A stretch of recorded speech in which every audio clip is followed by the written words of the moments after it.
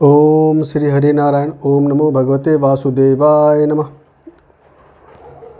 नमस्कार दोस्तों, आप सभी का स्वागत है भाग्योदय ज्योतिष केंद्र के इस वीडियो में। साथियों, जैसा कि अपने ज्योतिष को सीखने के क्रम में अभी तक हमने जाना है सूर्य के विषय में, चंद्रमा के विषय में, मंगल और बुध के विषय में। साथियों, उसी क्रम को आज आगे बढ़ाते हुए हम लोग बात करेंगे बृहस्पति देव के बारे में। साथियों, बृहस्पति जी को देवताओं का गुरु भी कहा जाता है। साथियों, पौराणिक कथाओं में कई बार ये भी कहा जाता है कि बृहस्पति जी को देवताओं गुरु बनने से पहले श्री शुक्राचार्य जी देवताओं गुरु हुआ करते थे, लेकिन उनकी जो सूर्य के प्रति द्वेष भावना थी उसकी वजह से और जो उनके अंदर जो लालच था, उस लालच की वजह से उनको जो देवगुरु थे उस पद से हटा दिया गया था। और जब उनको देवगुरु के पद से हटाया गया था, उसके बाद उन्होंने दैत्यों का गुरु बनना शुरू कर दिया था। साथियों, इसी वजह से बृहस्पति जी की जो सबसे ज़्यादा शत्रुता है वो शुक्र जी से ही है, और शुक्र अपने बृहस्पति को बहुत बड़ा शत्रु मानता है। साथियों, ऐसा कहा जाता है कि बृहस्पति जी ब्रह्मा जी के मानस पुत्र थे, और इसीलिए जब हम बृहस्पति देवता की पूजा की बात करते हैं, उनके आराध्य देव की बात करते हैं, तो सबसे पहले नंबर आता है बृहस्पति ब्रह्मा जी का। और उसके बाद कई जगहों पे ऐसा भी कहा जाता है कि अगर बृहस्पति जी को खुश करना है तो आपको विष्णु भगवान की पूजा करनी चाहिए, जिससे कि देवगुरु बृहस्पति बहुत प्रसन्न होते हैं। साथियों, ये छोटी सी पौराणिक कथा थी बृहस्पति जी के बारे में। तो अब साथियों, हम ज़्यादा समय व्यतीत ना करते हुए अब हम बात करते हैं वो कौन कौन सी चीज़ें हैं जिनका अधिकार क्षेत्र बृहस्पति जी के पास है। साथियों, सबसे पहले बात करेंगे हम लोग कारक, कि बृहस्पति देव हमारे कुंडली में किस चीज़ के कारक होते हैं। साथियों, सबसे पहले मैं ये बताना चाहूँगा कि बृहस्पति देव को सभी ग्रहों में सबसे ज़्यादा शुभ ग्रह माना जाता है। और मैं अंत में कुछ और बातें बताना चाहूँगा बृहस्पति जी के बारे में, तो हम उस चीज़ के बारे में लास्ट में बात करेंगे। अभी हम बात करते हैं सिर्फ कारक के बारे में। साथियों, बृहस्पति जी धर्म के कारक हैं। धर्म कर्म से संबंधित जितने भी कार्य हैं वो सब बृहस्पति देव के अंदर आते हैं। जितने भी देवी देवता होते हैं सबका अधिकार क्षेत्र बृहस्पति जी के पास है। चाहे कोई भी धर्म हो, चाहे वो हिंदू, मुस्लिम, सिख, ईसाई, कोई भी धर्म हो, जहाँ पे बात धर्म की आती है उन सभी का आधिपत्य बृहस्पति जी के पास है। जितने भी मंदिर, मस्जिद, गुरुद्वारे, गिरजाघर जितने भी होते हैं सबका नियंत्रण बृहस्पति जी के ही पास है। साथियों, प्राणियों में ब्राह्मण को देवगुरु बृहस्पति जी का एक प्रारूप माना जाता है। जितने भी ग्रह हैं उन सभी का जो गुरु होते हैं वो बृहस्पति जी हैं। साथियों, हमारे घर के संबंधित जितने भी कार्य होते हैं वो सब बृहस्पति के अधिकार क्षेत्र में आते हैं। हमारे पुत्र, बड़ा भाई, पौत्र, मंत्री, दादा दादी, राष्ट्रिक सम्मान, त्याग आदि जितने भी गुण हैं ये सब बृहस्पति जी के अंतर्गत आते हैं। साथियों, अब हम बात करते हैं वो कौन कौन से व्यवसाय हैं जो कि बृहस्पति जी के द्वारा संचालित हैं या उनके अधिकार क्षेत्र में आते हैं। जो ज्योतिष, जो हम जिस विद्या को हम सीखने की कोशिश कर रहे हैं वह सब भी बृहस्पति जी के अधिकार क्षेत्र में आता है।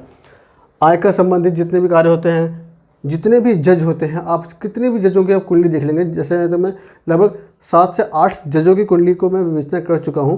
मैंने उनमें एक चीज़ जरूर देखा है कि उनमें कहीं ना कहीं उनका बृहस्पति बहुत ही अच्छा है।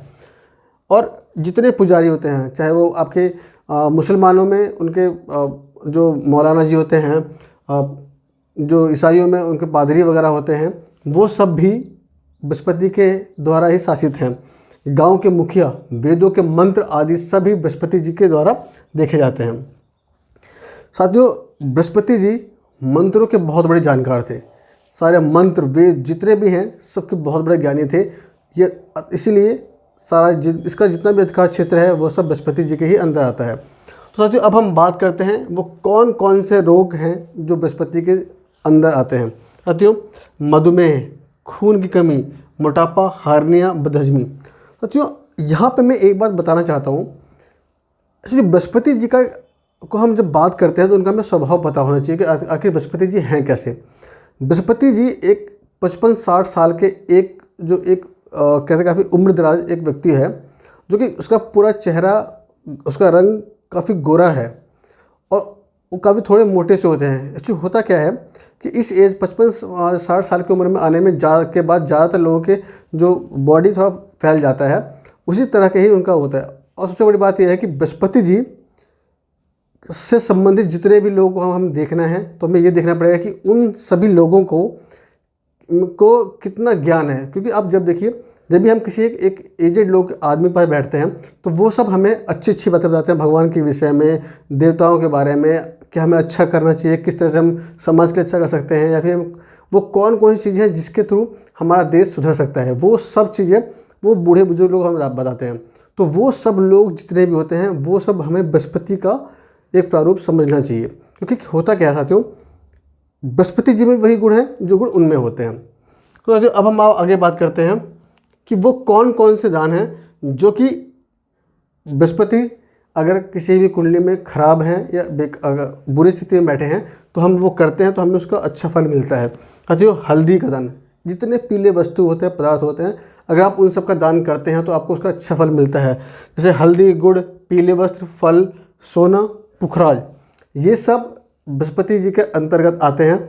यदि हम इन सब का दान करते हैं तो हमें बहुत ही अच्छा फल मिलता है। हमारे अगर बृहस्पति खराब भी हैं तो हमें उसका सुफल मिलता है। अब हम बात करते हैं वो कौन सा मंत्र है जो कि बृहस्पति के खराब होने पे अगर हम उसका जाप करते हैं तो हमें उसका अच्छा फल प्राप्त होता है। साथियों, नवग्रह स्तोत्र का बृहस्पति जी का मंत्र है, देवाना च ऋषीणाम च गुरु कंचन सन्निधम बुद्धिभूतम त्रिलोकेशम तम नमामि बृहस्पतिम। ये बृहस्पति जी का मंत्र है। अगर किसी भी कुंडली में बृहस्पति जी अगर खराब स्थिति में है तो अगर हम ये जाप करते हैं तो हमें इसका जरूर पुण्यफल प्राप्त होता है।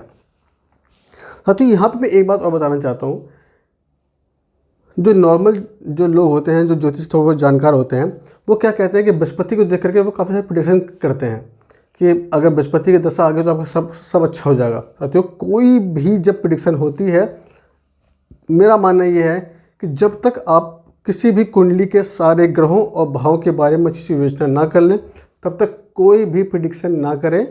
साथियों, ये अभी स्टार्टिंग है। अभी मैंने जब थोड़े से ग्रहों के बारे में बताया आपको, आप अगर मेरे इन्हीं वीडियो को ही देख लेंगे तो आपको मैं उम्मीद है कि काफ़ी हद तक सारे ग्रहों के बारे में पता चल जाएगा। लेकिन जब तक कि आप सारे ग्रहों के बारे में, राशियों के बारे में और भावों के बारे में अच्छे से ना जान जाएं तब तक प्लीज़ आप लोग भी प्रेडिक्शन मत कीजिएगा।